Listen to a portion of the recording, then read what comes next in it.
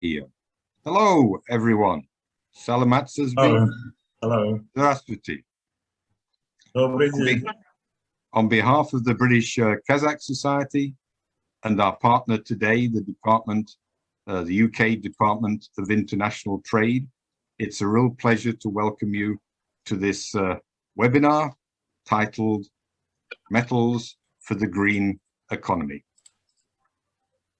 Housekeeping, there will be simultaneous interpretation into Russian. Select your language at on the button at the base of your screen. In addition, you're encouraged to ask the panel questions. Please use the Q&A button also at the base of your screen. So today we're delighted to have Mark Smith as our moderator. Mark is head of mining at the Department of International Trade in London.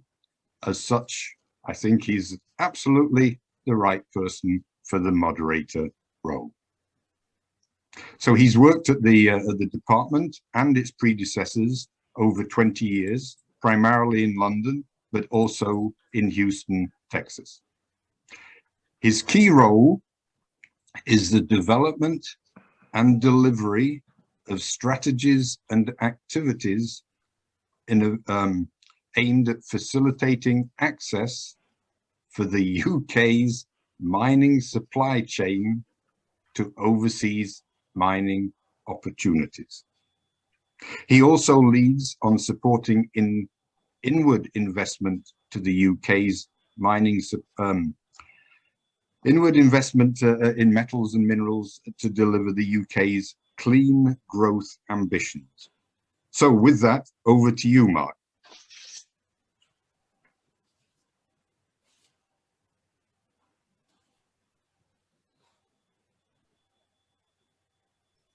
Mark, are you with us?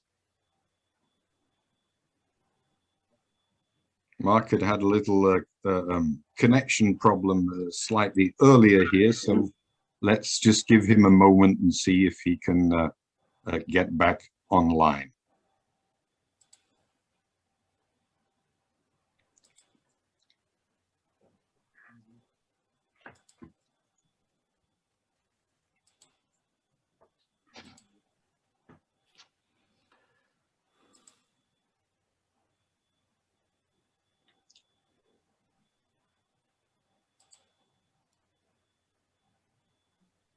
I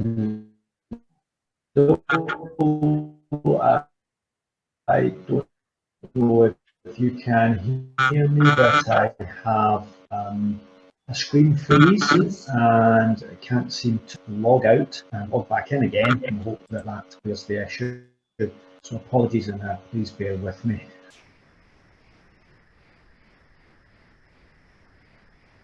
While we're just waiting here, let me just briefly introduce the panel that we have, and then we can move forward if Mark still has some difficulty.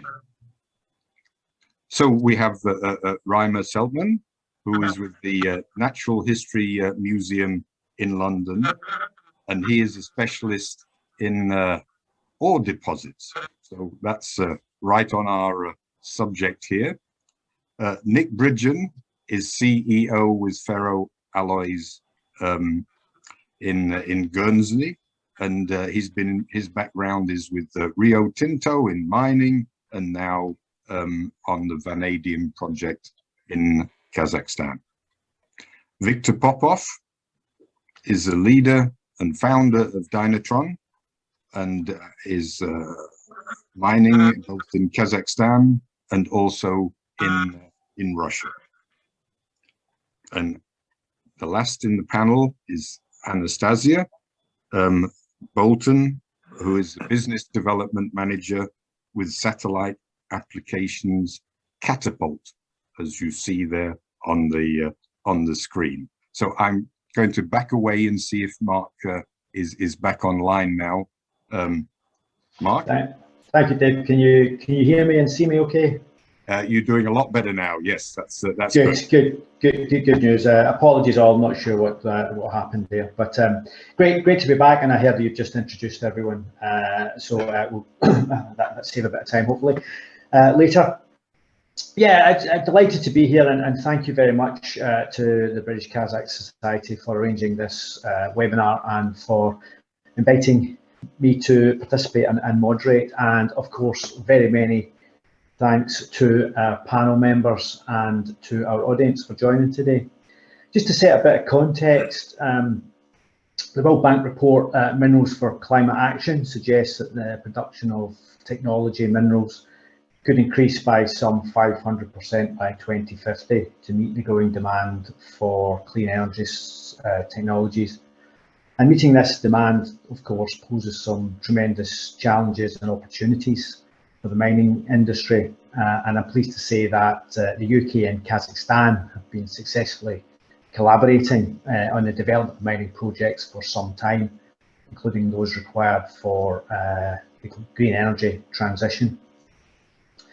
As many will know, the UK was the first major economy to commit to reach net zero by 2050, and last year the Prime Minister announced a 10-point plan to build on this commitment and drive a green industrial revolution in the UK, focused on the key technologies and industries to drive decarbonisation. And of course, that requires international collaboration. As I said, one of the reasons we're here today. DIT, Department for International Trade, has a critical role in delivering the clean growth agenda, maximising the economic value that the shift to a net zero economy can deliver for the UK and our international partners as well, of course, alongside delivering on the UK's domestic and international climate ambitions. And this webinar has been arranged with this in mind, highlighting the opportunities that exist for sustainable mining investment in Kazakhstan's green minerals for investors, developers and suppliers. And of course, mining companies need to operate to the highest environmental, social, governance standards to extract these minerals sustainably, so that collectively we can deliver this green industrial revolution. And we'll hear from the speakers around how they play into that and support this, this development. Kazakhstan remains one of the world's most promising markets for natural resources, as many of us will know.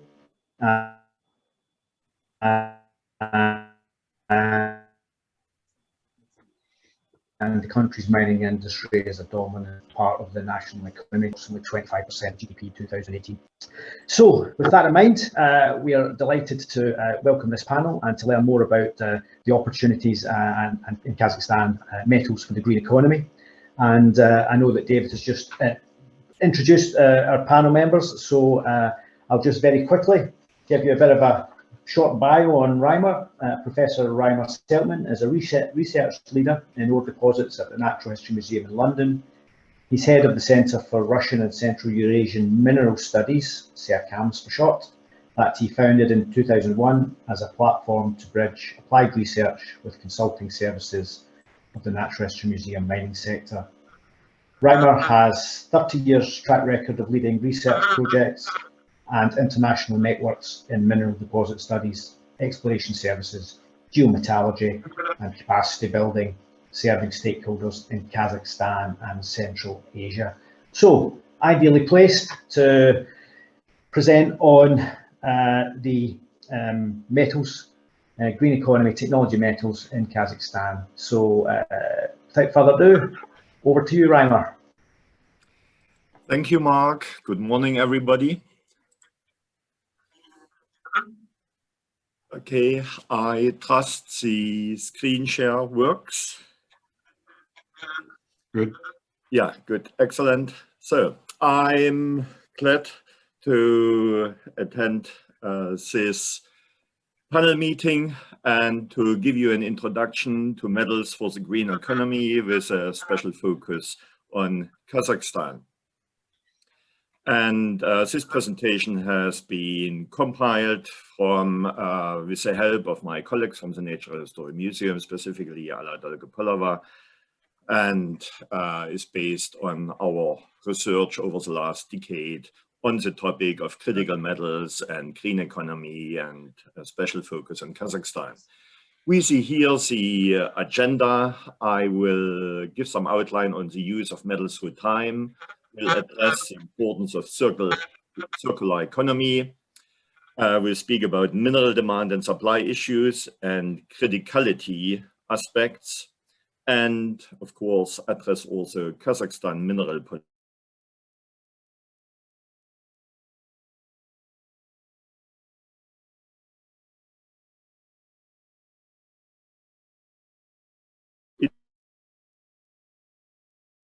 Anymore, and that everything could be recovered for reuse and recycling.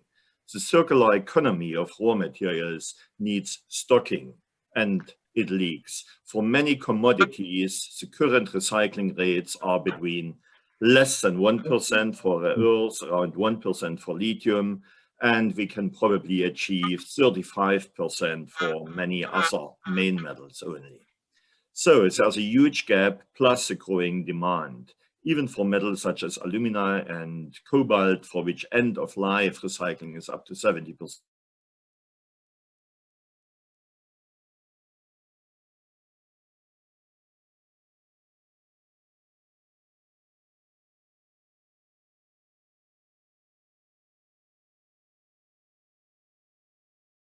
And it shows that metal demand is multiplying over the centuries, from the 17th century until today, from industrial revolution towards today's green revolution. And you see it started just with 3-4 metals, and now we are at a basket of about 50 metals which are in use, driving new technologies in our increasingly green economy. So from simple windmills now to modern wind turbines, electric vehicles, and solar panels and photovoltaic. Some examples: simple smartphone. You see how many rare metals are in it. It starts with a lithium battery. We have rare earth elements. We have indium, tin, tantalum, and many other elements. New technologies in cars. This shows a typical Tesla car, in hybrid cars, in fuel cell cars, but especially in electric vehicles. We have a huge amount of rare and green metals. It starts with copper, increasing demand, lithium, cobalt and nickel as a battery components, and rare earths, especially for the magnets, with neodymium at the core of attention. The second example, or third example, are wind turbines. Raw materials are needed to manufacture one does require up to 5 tons of copper, 335 tons of steel, 2 tons of rare earth elements for the magnets and so on, 3 tons of alumina, but also zinc and moly. With global wind power capacity expected to increase by 63% by 2023, the future demand for minerals will be significant. And finally, as fourth example, the demand for minerals for photovoltaic cell technology. This especially addresses silica, alumina, copper, silver, tin, and lead. And the pressure on resources will increase due to increasing global population, industrialization, digitalization, increasing demand from developing countries, and the transition to climate neutrality. The OECD forecasts that global materials demand will more than double from 79 billion tons today to 167 billion tons in 2060. Criticality. We have here the matrix between supply risk and economic importance. And in the top right quarter, there are in red the critical metals. Critical raw materials are those that have a high economic importance and a high supply risk. 14 critical metals were identified in 2011. Now, 10 years later, we have 26 critical metals identified. And Kazakhstan alone is a mineral basket for the majority of these raw materials, including those ones shown in blue. Many of those elements have a home also, and especially in Kazakhstan, and there's a huge mineral potential to be unlocked still in the future. Demand and supply. In the left diagram, we see the global demand and the supply of key minerals for cobalt, lithium, and nickel. If we just look for cobalt, the global annual production 2018 was 140 kilotons. By 2035, it will increase to 450, so 3.2 times. For lithium, it will increase by 5.4 times, and nickel 1.2 times. And in the right, we see some histogram for cobalt, lithium, and nickel, and we see the increase from 2020 to 2035. This is from a report from the Faraday Institution.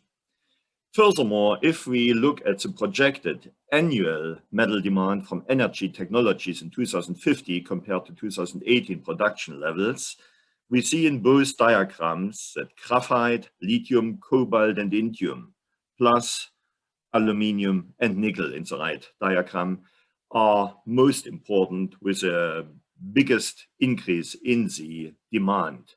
And for all mentioned commodities, Kazakhstan has the potential to become a key producer, a key supplier. All clean energy technologies share a common feature: higher material intensity compared to fossil fuel-based electricity generation. So, now to Kazakhstan. Compared with world reserves, Kazakhstan ranks #1 for chrome, rank 2 for uranium and silver, rank 3 for lead and manganese, rank 4 in the global scale for zinc, rank #5 in iron ore.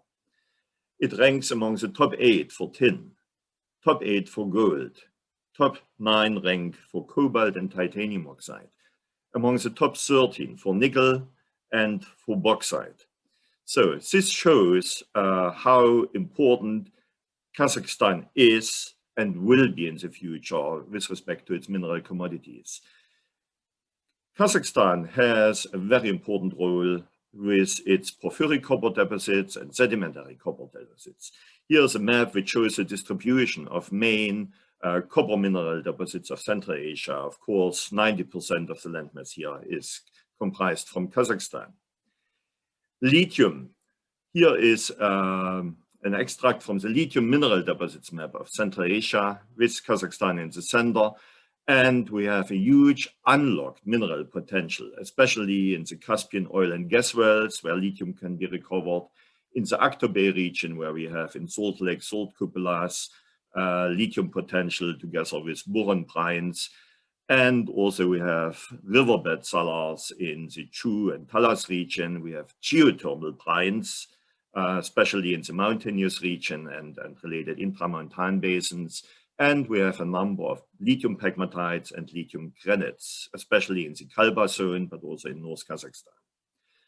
Cobalt distribution map compiled by my colleague Robin Armstrong and the key colleagues in Petersburg. We see here vast distribution across Kazakhstan, rare earth distribution in this map. And sorry, I missed to include vanadium. I saw there was in the chat a request about vanadium, but we can discuss this later in the Q&A part. So Kazakhstan's potential for future metals, its ranking among global top 10 for uranium, cobalt, nickel, tin, lead, zinc, silver, manganese, iron, alumina, titanium, chromium, and gold. And it's largely underexplored for lithium, rare earths, and indium. To come to the end, Kaz Minerals and Kaz Zinc are two producers with copper rhenium base metals for critical mineral potential. Vernik Kairakti is a globally significant tungsten deposit, and Zurimbet has a significant potential to industry tin for the global economy. With this, I would like to end. My time is over. Thank you very much for the attention.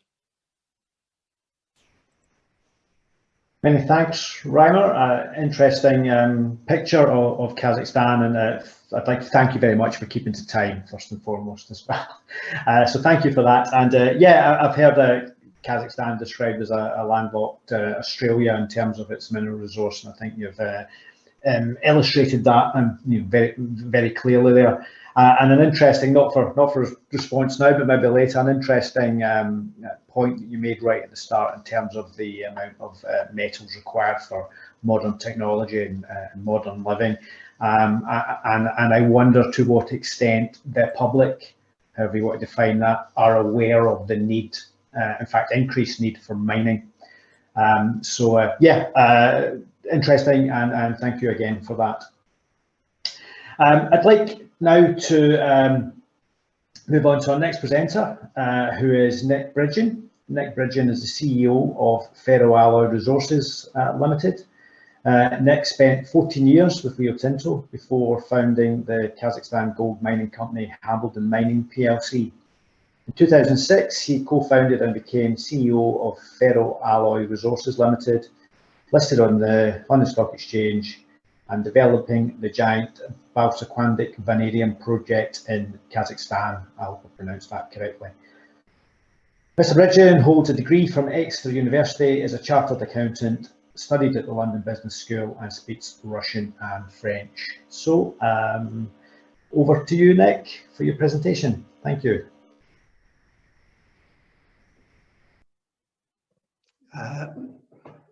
Good morning, everyone. I'm having a little bit of trouble getting my screen share. Let's start again. Screen share. This one. Share. Yes, everyone knows about all the battery metals we've talked about, and I notice in the questions some questions have been about vanadium, which is encouraging. But everyone knows about nickel, lithium, and those. But vanadium is actually a battery metal, and as we'll come to, and as Reimar said, is one of the top metals that's going to be affected by the green economy.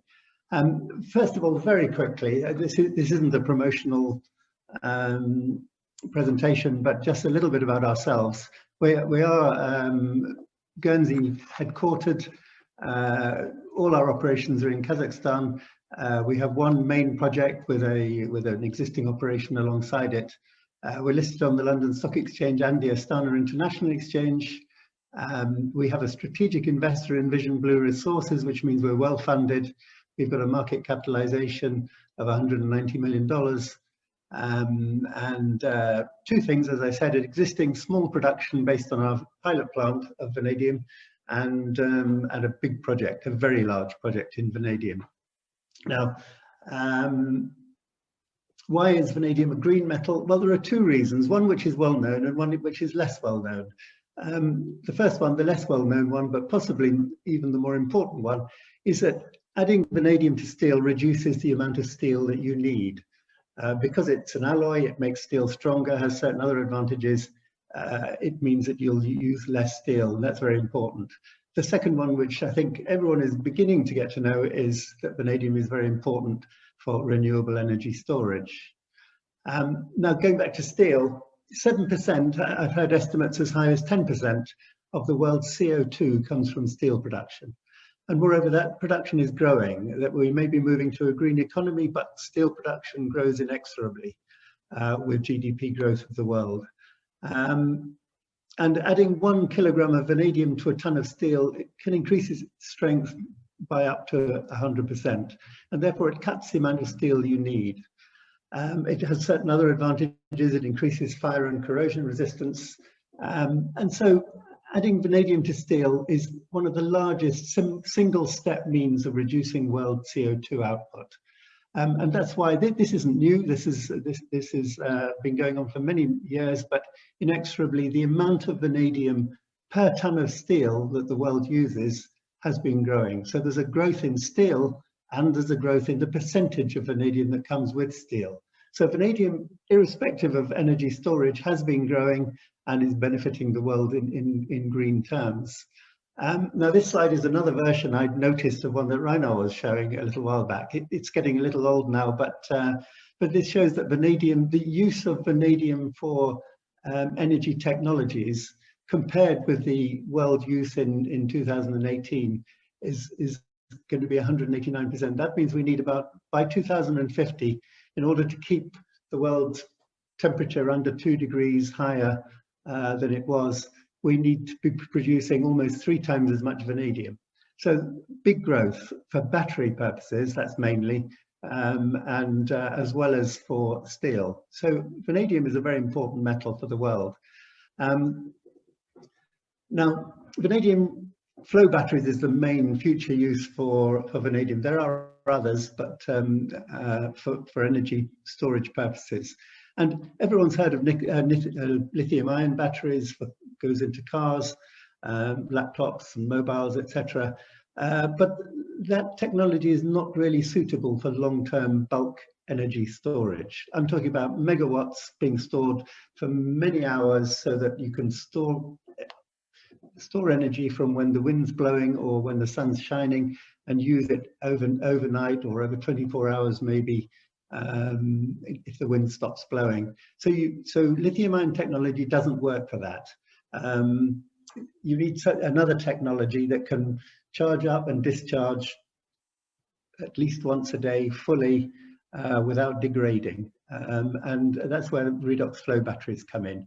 The advantages are no degradation over time. You don't have to replace them every 3 years. They're scalable. You simply add more tanks. It's a flow battery, which means that you're pumping electrolyte through a cell rather than having a fixed cell, and therefore increasing the energy storage capacity is simply a matter of adding greater tanks to the side of these things. They don't catch fire as lithium-ion batteries famously do, and there's no limit to the charging and discharging. There's no degradation, and you can fully charge and fully discharge them without damaging them. Very importantly, I think we saw in an earlier slide that less than 1% of lithium is recycled. Well, in a vanadium flow battery, virtually all the components are fully and cheaply recyclable. The vanadium can simply be taken out and used in another battery. It may need cleaning up a bit or something, changing its characters, but very, very easy to recycle. The disadvantage is its higher capital costs, but when you take into account the longer life, what they call the levelized cost is lower than a lithium-ion battery, and it's much heavier and has a bigger imprint on the world. Now that's important in some applications, but not generally important in bulk energy storage. So vanadium redox flow batteries are probably the front-running energy storage technology, and they're being rolled out all over the world. So where do we come into this? Now, first of all, vanadium is abundant in the Earth's crust. It's not rare. I think it's 15th or 16th. I didn't check it where I wrote this, but it's something like that, 15th most abundant element. But the problem is processing. It generally occurs as a component of magnetite iron ore, and processing that is very expensive. It needs roasting to 1100 degrees, and therefore to cut down on the amount of the Earth's crust that you're having to roast up to release the vanadium, you concentrate it first. And this is energy intensive, high cost, high capital cost, high operating cost. So where we come in is we can produce much, much cheaper because we're a sedimentary deposit, not magnetite, don't have to roast. We simply leach it in acid, which is a standard minerals processing technology. So in conclusion, I have no idea where I'm up to in the 9 minutes. I have a feeling I've raced through this quicker than I needed to, but Ferro-Alloy's resources has a huge deposit. We can supply the increase that the world needs, probably on our own, although that will take a bit more exploration. And we can do it at a cost that the economy needs. The world economy needs to be able to store energy at an economic cost. And we can supply this additional vanadium at a cost that doesn't make it uneconomic. And we can do it sustainably, and the technology is sustainable. So I think that Kazakhstan and vanadium and ferro-alloy resources are going to be a significant contributor to the world green economy. Thank you, Nick. Yeah, again, very interesting. Not a metal I know a huge amount about, but really interesting to hear some of the advantages, and particularly with the increasing focus on circular economy. The point that virtually all of the materials in these flow batteries can be recycled is particularly interesting. So yeah, thank you for that, and maybe pick up a conversation with you later. And thanks too for sticking to time. Appreciate that. Okay, moving on. The next speaker is Viktor Popov, the CEO of Dinotron. The title of his presentation is Production of Rare and Rare Earth Metals in Kazakhstan. But first, a brief bio for Viktor. Viktor is the founder and leader of Dinotron Holding, created by a team of like-minded people in 2012, with the aim of restoring and launching one of the largest and most successful rare earth metals projects in the world, IHMZ in Ust-Kamenogorsk. He is also the founder and head of the Russian company Dinotron, and a contractor and supplier for the construction of nuclear power plants in Russia and internationally in cooperation with Rosatom. Viktor has in-depth experience in senior and executive management positions, more than 35 years in the field of rare metals production, including the production of niobium at UMP in Kazakhstan. So, look forward to your presentation, Viktor, and over to you. Thank you.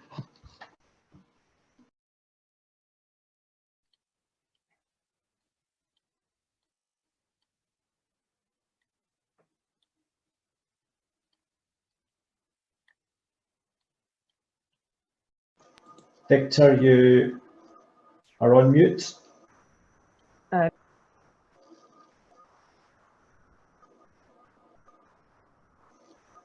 Viktor.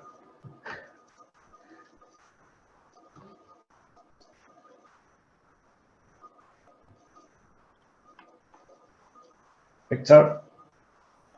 Виктор Андреевич, можете, пожалуйста, нажать на кнопку Unmute, чтобы вас не слышно то? На кнопочку микрофона нажмите, пожалуйста.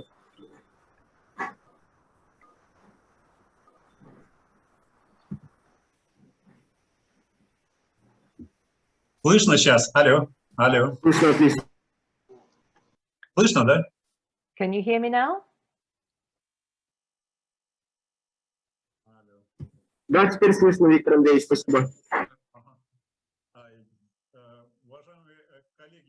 Dear colleagues, I would like to thank you very much for being able today to speak in front of the esteemed audience. And I'm going to talk about development of our Dinotron Kazakhstan plant.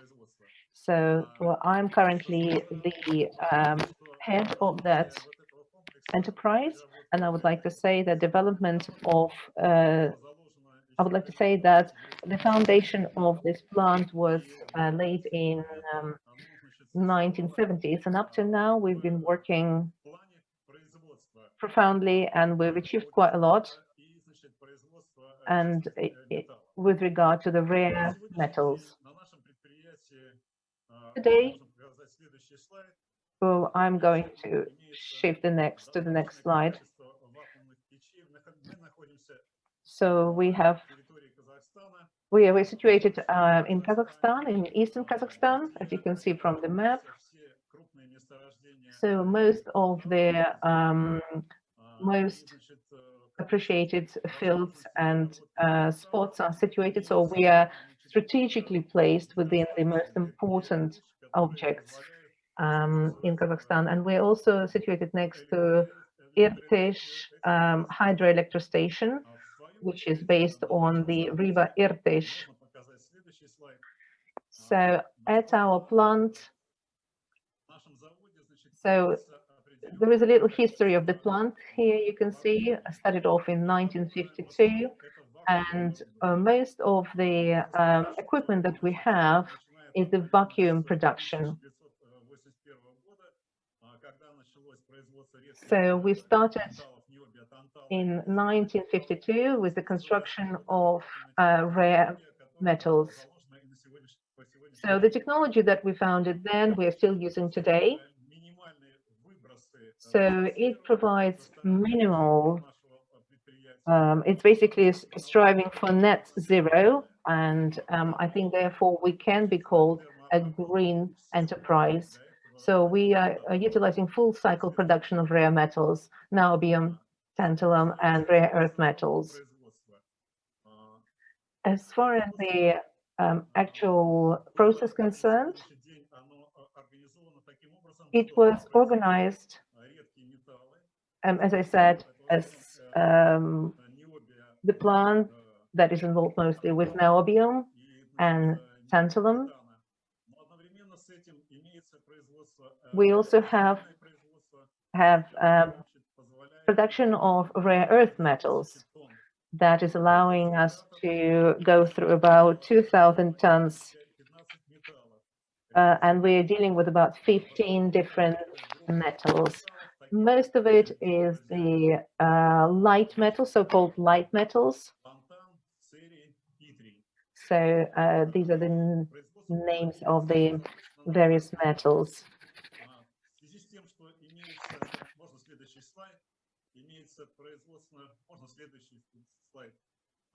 So we can now skip this one and we'll go into the next one.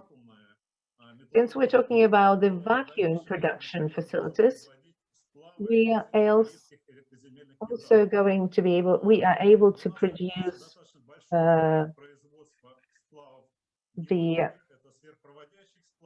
so we're involved heavily in alloy productions, and we have a lot of different capacities. We can deal with rare metals, as I said, for superconductors and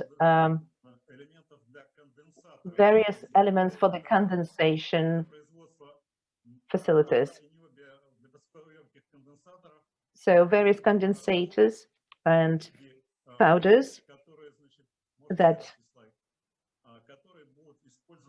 will be used for the production of condensators. So at the moment we have set up ourselves a target to transfer the entire production into the to use the renewable materials. So we are going to produce various thin sheets of niobium and production of the pipe work out of it. We're also going to look into production of powdered products. As far as the vacuum equipment concerned, we have profound power. We have alloys and components enough for production of the that allows us to use various components for 3D printing and using the rare materials and elements that I've mentioned for creating the new products. We also have experience and understanding of alloys used in production of magnets. We're also looking into zirconium pipe work production, and as well as the reactor zone in various niobium products. So in terms of our perspectives, we are hoping to start production of niobium products, ingots and powders, and reviving of equipment. And we are hoping to, so these are the stages of the project. and we hope to start production of rolled products made from titanium and niobium, start of production of wires, rods, wire rods and tubes and pipes made from titanium. And in terms of our schedule, we hope to reach the projected capacity in production of ingots from titanium and niobium in 2021, start of production of wire rods and pipes from titanium, niobium and zirconium. So that's when we're looking at 2022, 2023. We're looking to start production of raw products from titanium and niobium towards 2023 and 2024. And hopefully the plant reaches projected capacity and produces full range of products from titanium, niobium, zirconium, and tantalum in the coming years.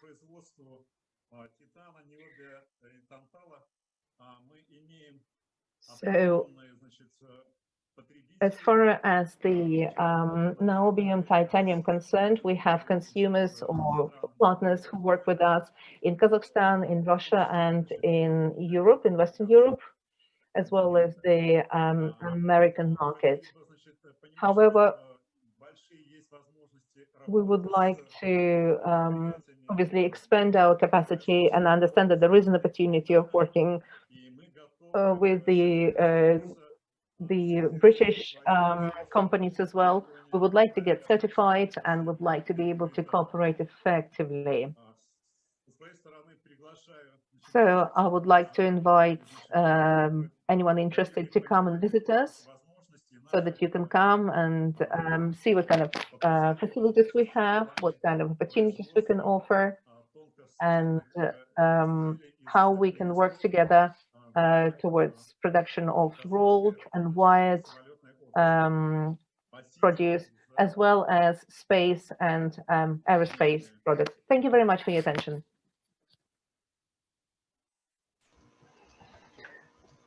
Thank you, Victor. Again, an interesting case study, and clearly production of some key critical raw materials that we will be needing. We need now, but we'll need increasingly going forward. In terms of your last question there and your last point there about UK company engagement and looking to work with us, we'll certainly make sure that our colleagues in DIT in Kazakhstan and Nur-Sultan are aware of the opportunity here. And just I saw a question in the chat. Yes, the presentations will be made available following this webinar. So thanks again, Victor. And moving on to our next speaker, Anastasia Bolton, who's the business manager at the Satellite Applications Catapult, who is going to present on space applications for the mining sector. Anastasia is a business development manager, as I said. The Satellite Applications Catapult is an innovation and technology company looking to transform the way the world uses satellite technology and its data. Anastasia has travelled extensively around the world, securing key relationships with stakeholders across market sectors such as mining and agriculture. In her role, she's been developing partnerships between the UK and partner countries to develop and deliver solutions tackling some of the key challenges that the mining sector faces. Before joining the Catapult, Anastasia ran an international event management startup focused on delivering international events that brought together business, government and academia to develop collaborations across various markets. She has a great passion for innovation, space and technology development and how it can be applied to unlock growth and sustainability across the global extractive sector.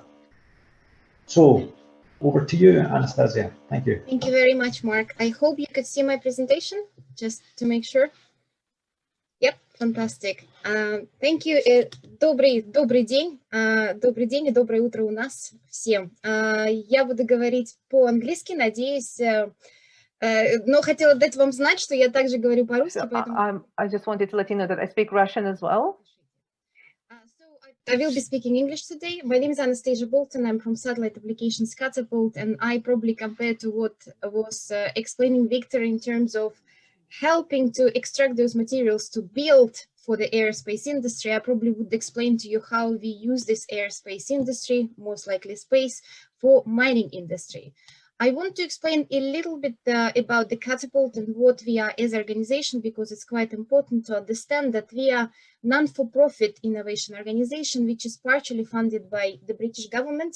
It gives us an independence to develop new ideas, new technologies, and to push them to the various industries, including, of course, extractive industry.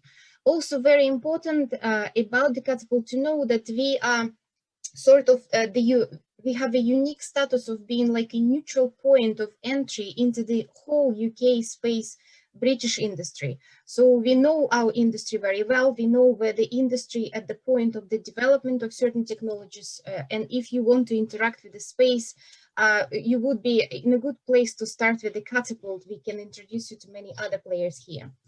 But probably worth for me to explain what is happening with the satellite industry and space industry. For the last 10 years, it's been undergoing so all we call a revolution.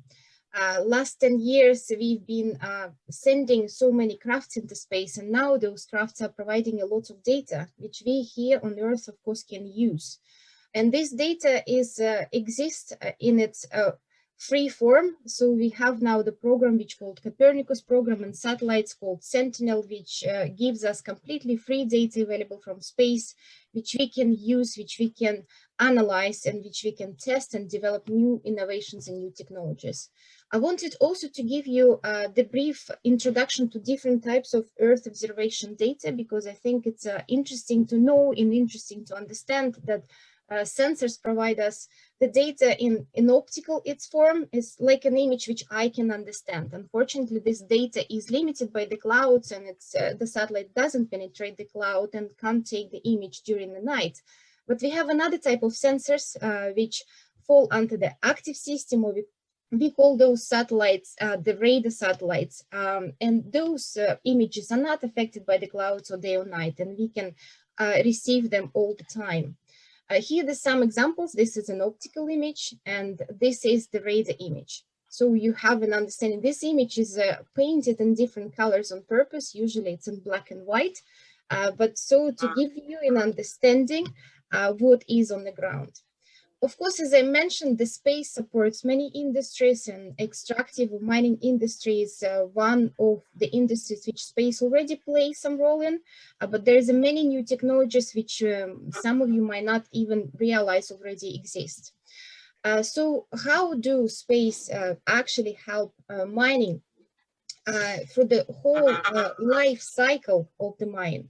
We could start using the space technology basically at the very beginning, at the exploration state, during the production state, and all the way to the closure of the mine, looking at the activities like baselining the environment, or monitor the tailing stability, or targeting regeneration of the flora at the end. So I think this visual image represents very well an understanding of how much intelligent space data really could provide, just because many forget that those spacecrafts been rotating Earth for quite a while. And of course, we have a large archive of the data, which is there to use and which is there to analyze and make certain assumptions. So of course, we can, if we can understand the past, we can really understand the present better, and we can model for the future to prevent the risks. At the Catapult, we are focusing on 3 different pillars, or 3 different topics where we develop those ideas to innovate and bring the technology up. And one of the pillars is around environmental monitoring.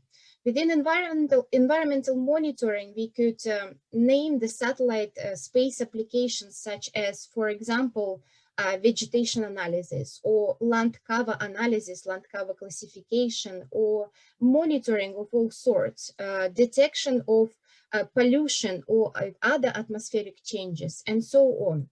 Another pillar or another topic at the Catapult we focus on is operational efficiency.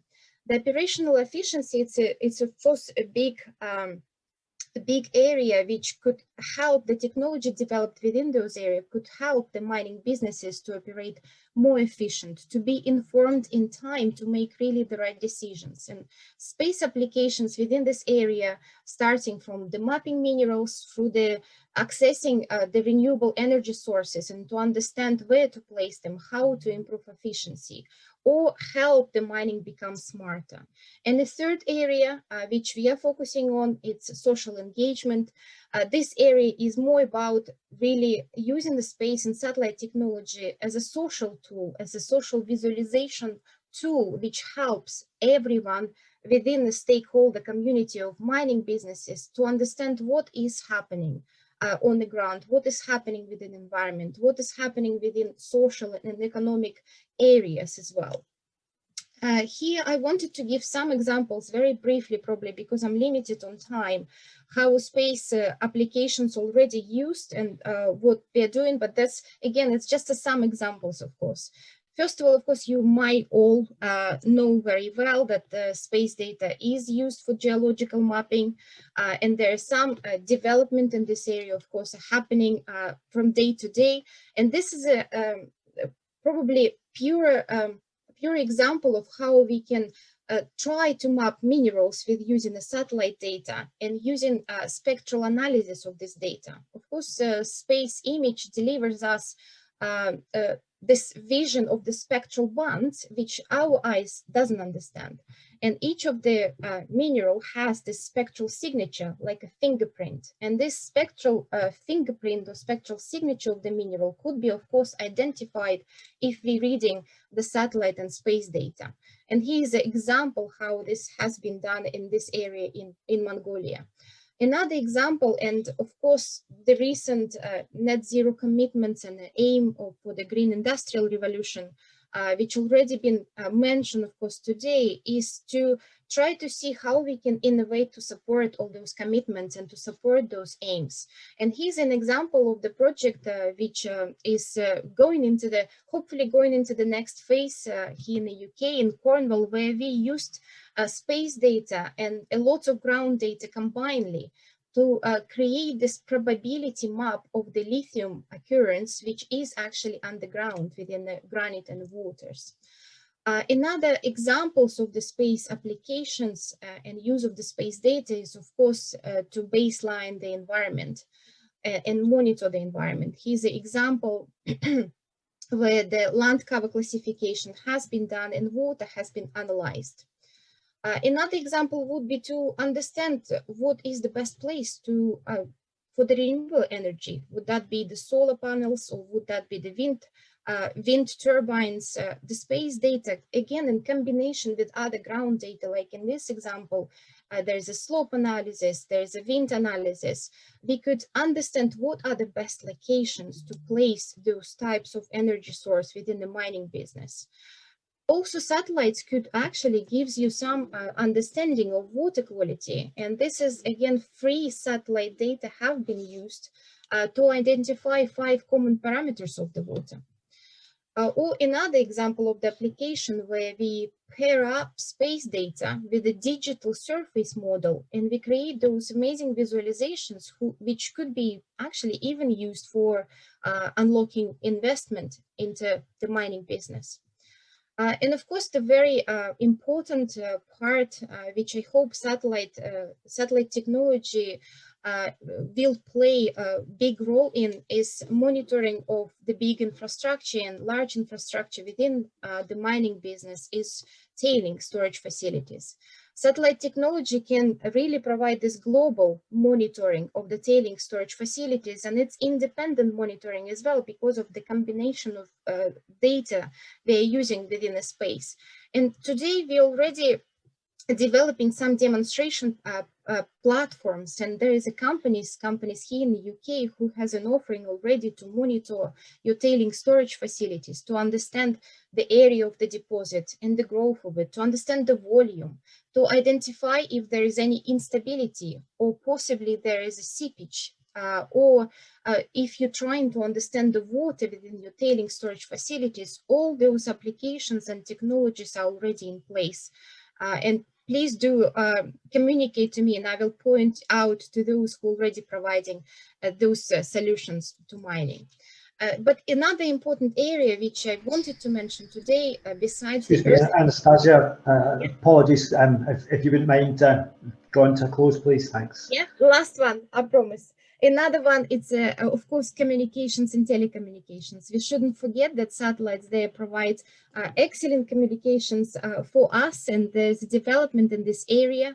And of course, mining business, a smart mining business, it's a well-connected business, and well-connected business requires these new innovations in telecommunications. So please do come come back to me and find out more about those technologies, because the 5G, we're going into the 6G era, where we, in combination of the communication tools, can provide mining and make it well-connected, automated, and safe. Спасибо, thank you very much. And that was my last slide. Thank you. Many thanks, Anastasia. We've, as the Department of International Trade, been working with satellite applications catapult across many jurisdictions in several areas, and of course the access to the data and analysis is critical in assessing things like safety around tailings dams, etc.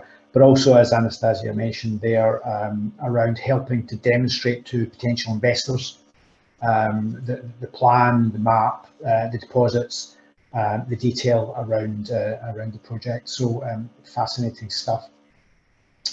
I'm aware that we're rapidly running out of time, and there are several questions in the Q&A, and if anyone has any others, please do add them. We won't have time to go through them all at the moment, but what we will do is have a look at them and respond.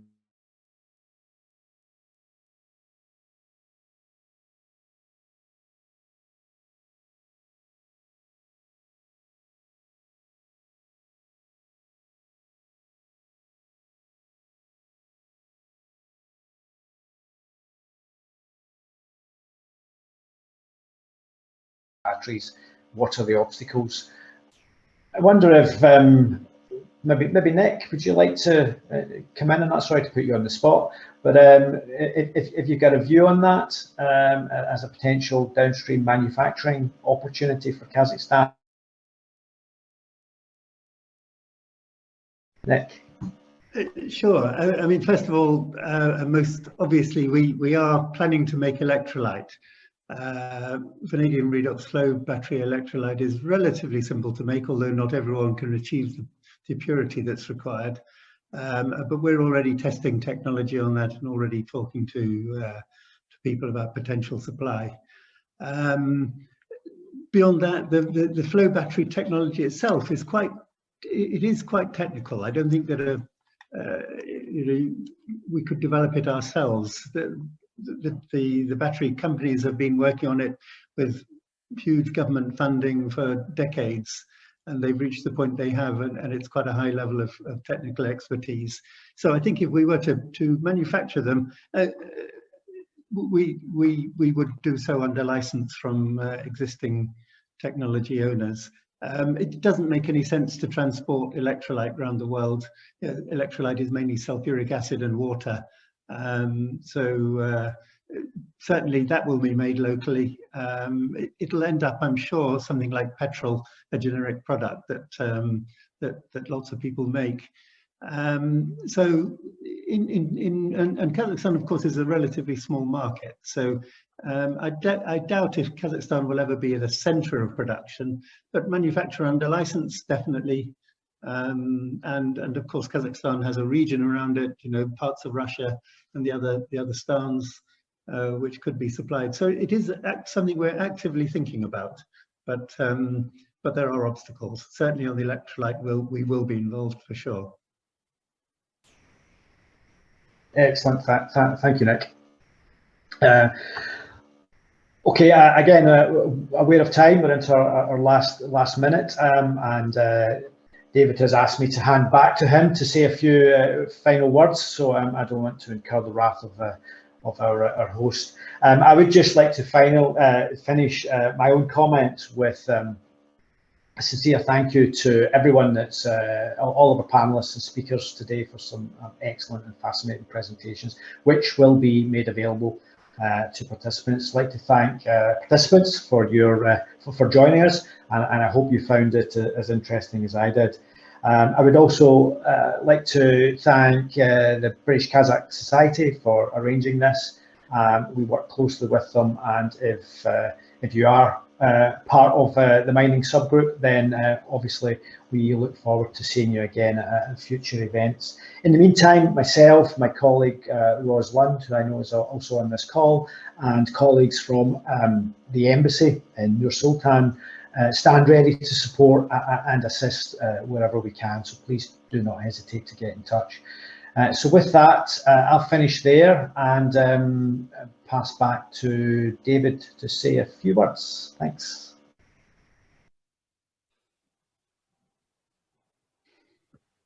Brilliant. Thank you, Mark. I'd also like to add my thanks to everyone, particularly obviously Mark and all of the panel, but also add, as Mark has mentioned, Rosalind and Olga Protaseva in Nur Sultan, who have been very helpful for all of these mining webinars. Also, we need to thank Alijan, who you don't see in the background, managing the logistics of the event, and also Elena in London doing the translation. So finally, just like to briefly mention events which are on the horizon. We've got quite a little bit of BKS activity. Later this month, we hope to have a high-level webinar on strategic trade issues, all being well. So we look forward to that. Also on July the 23rd, which is breaking new ground, we have our first physical event, a business, high-level business breakfast, which is the first event since February 2020, due to COVID. This will be a high-level breakfast with someone from AC Order, and I have to mention, of course, these type of events are primarily for our multinational members who have the priority on them. September, we have oil and gas renewables focused on the Caspian region, education group at the end of October, and several other events related to Kazakhstan's 30 years of independence, including nuclear disarmament and the environment. So with that, I encourage you to look at our website. Remember, we're a non-for-profit organization and purely dependent upon your support and from members and sponsors. So thank you all. Keep safe. See you next time.